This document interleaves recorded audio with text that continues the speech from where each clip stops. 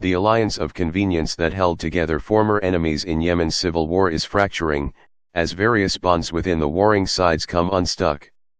On Tuesday, fighters allied with the pro-secession Southern Transitional Council, STC, surrounded the presidential palace in Aden, the seat of the internationally recognized government of Yemen. Their presence has forced the prime minister to prepare to flee, and demonstrates that the unlikely bond between the two in their fight against Houthi rebels has come to an end. Last month, there was a similar break in another unlikely alliance, albeit on the other side of the conflict in the rebel-held north. In Sana'a, the Yemeni capital, Houthi rebels who had taken over the city in 2014 with help from forces loyal to Ali Abdullah Saleh killed the former president.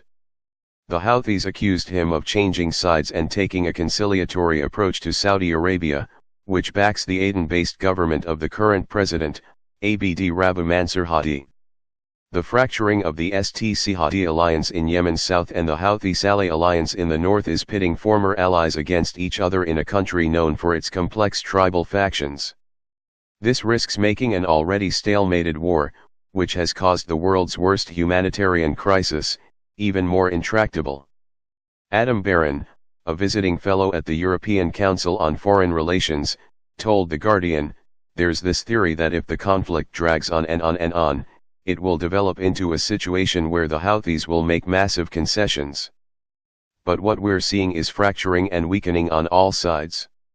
After today, after the last few days, it's going to be quite hard for the international power brokers, and this includes the Yemeni government themselves, to marginalize the STC to the extent that they've been marginalizing them before."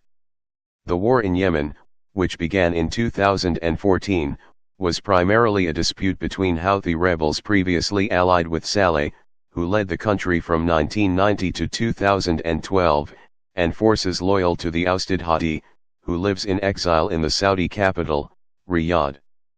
The internal instability has also been seized upon by Al-Qaeda in the Arabian Peninsula, AQAP, which controls large swaths of land mainly in the country's eastern territories.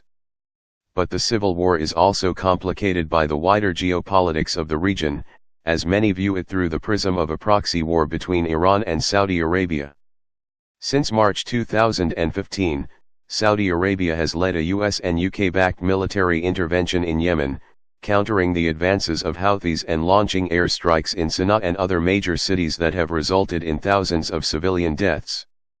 Saudis and their Sunni Arab allies view Houthi fighters, who belong to the Zaydi sect of Shia Islam, as Iranian proxies and have accused Tehran of militarily backing them with missile supplies, a charge Iran denies.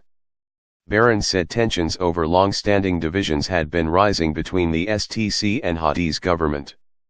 The STC wants a return to an independent South like that which existed before 1990, but the unity of Yemen is a red line for Hadi. The government of the United Arab Emirates had been supporting STC financially, but Baron believes it's foolish to think of the STC, as many view them, simply as Emirati puppets. While the geopolitics of this might have its own significance, I think it's crucial to remember that we're talking about a group with domestic Yemeni aims, and these are tensions that would exist regardless of whether regional powers would get involved, he said.